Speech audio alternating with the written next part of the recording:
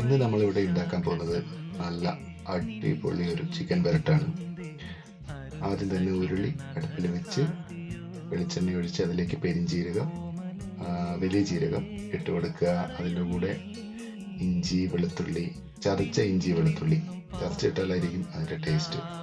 അതൊന്ന് വഴണ്ട് വരുമ്പോഴേക്കും അതിനകത്തേക്ക് നമ്മൾ കീറി വെച്ച പച്ചമുളകുണ്ട്. പച്ചമുളക് ഒരു 3 പച്ചമുളക് കീറിയത് അതിലേക്ക് ഇട്ട് കൊടുക്കുക. പച്ചമുളകും ഇഞ്ചിയും വെളുത്തുള്ളി അതിൽ കിടന്ന് വഴണ്ട് ഒന്ന് റെഡിയായി വരുമ്പോഴേക്കും നമ്മൾ അരിഞ്ഞു വെച്ച ഉള്ളി, ഒരു 1.5 വലിയ ഉള്ളിയാണെങ്കിൽ ഒരു 1.5 ഉള്ളിയാണ് ഞാൻ എടുത്തിട്ടുള്ളത്. 1.5 ഉള്ളി ആഡ് ചെയ്ത് കൊടുക്കുക. നന്നായിട്ട് ഇളക്കി കൊടുത്തതിന് ശേഷം അതിലേക്ക് കുറച്ച് ഉപ്പ് ഇട്ട് കൊടുക്കുക. പെട്ടെന്ന് വഴണ്ട് വരാൻ വേണ്ടിയിട്ട് കുറച്ച് ഉപ്പിട്ട് കൊടുത്തു കഴിഞ്ഞാൽ പെട്ടെന്നാവുന്നൊക്കെയാണ് പറയുന്നത്. കുറച്ച് ഉപ്പിട്ട് കൊടുക്കുക. ഉപ്പിട്ട് കൊടുത്തിട്ട് വീണ്ടും നന്നായി ഇളക്കി കൊടുക്കുക. ഇളക്കി ആ ഉള്ളി ഒന്ന് വഴണ്ട് വരുന്ന സമയമാകുമ്പോഴേക്ക് അതിനകത്തേക്ക് കുറച്ച് ആവശ്യത്തിന് മഞ്ഞൾപ്പൊടി ഇട്ട് കൊടുത്തിട്ട് നന്നായിട്ട് മിക്സ് ചെയ്യുക. മഞ്ഞൾപ്പൊടി ഇട്ടതിന് ശേഷം നന്നായിട്ട് ഇളക്കി കൊടുക്കുക. നന്നായി ഇളക്കി ഉള്ളിയൊക്കെ ഒന്നും കൂടെ വഴണ്ട് വരുമ്പോഴേക്കും അരിഞ്ഞു വെച്ച തക്കാളി, കുനുകുന അരിഞ്ഞ തക്കാളിയാണ്. നമുക്ക് വേണമെന്നുണ്ടെങ്കിൽ നീളത്തിലൊക്കെ അരിയാം, നിങ്ങൾ ഇഷ്ടം പോലെ അരിഞ്ഞു, ഒരു കുഴപ്പമില്ല.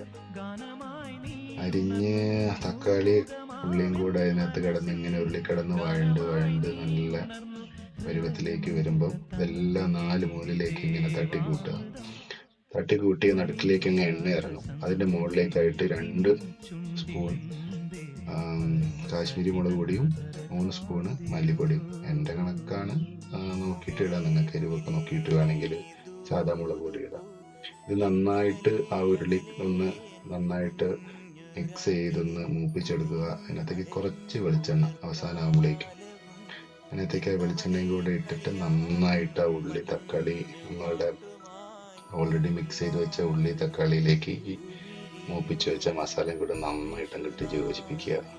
അതിലേക്ക് ഏകദേശം ഈ ഒരു നല്ല കളറിലേക്ക് സംഭവം അങ്ങോട്ട് മാറും. അങ്ങനെ മാറിക്കഴിഞ്ഞാൽ എല്ലാം എന്ത് ചെയ്യുക, നമുക്ക് ഇതിനകത്തേക്ക് നമ്മുടെ ചിക്കൻ അങ്ങോട്ട് കൊടുക്കും. ചിക്കൻ അളവൊന്നും ഞാൻ നോക്കിയിട്ടില്ല, ഒരു 300-350 ഗ്രാം 400 ഗ്രാമിനടുത്ത് ചിക്കൻ ഉണ്ടാവുമായിരിക്കും.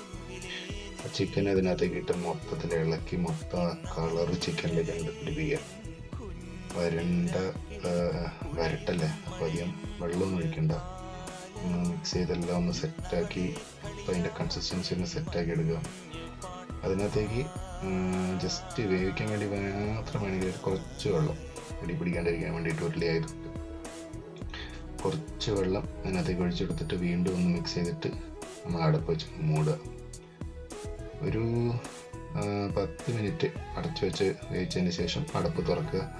അപ്പോഴേക്ക് ചിക്കൻ്റെ വെള്ളം ഇറങ്ങി കറി ഒന്നങ്ങോട്ട് തിളച്ച് നല്ല മൂട് പരുവത്തിലായിട്ടുണ്ടാവും.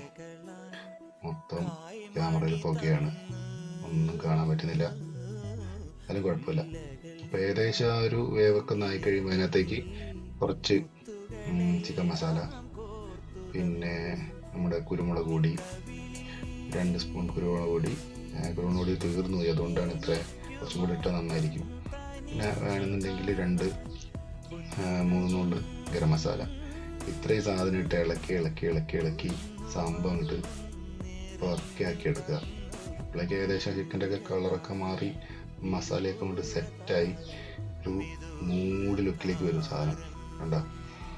എന്നിട്ട് അതൊന്നും കൂടെ കുറച്ച് നേരം അടച്ചു വെച്ച് വേവിച്ച് അതിൻ്റെ മുകളിലേക്ക് കറിവേപ്പിലയൊക്കെ ഇട്ട് ഒന്നും കൂടെ അങ്ങോട്ട് സെറ്റാക്കി എടുക്കുക.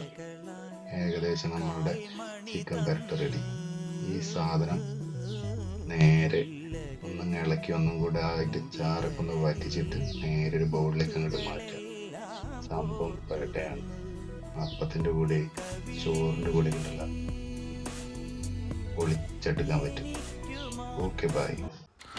അപ്പം പറഞ്ഞ പോലെ എല്ലാ മരോളത്തിന് ബൈ.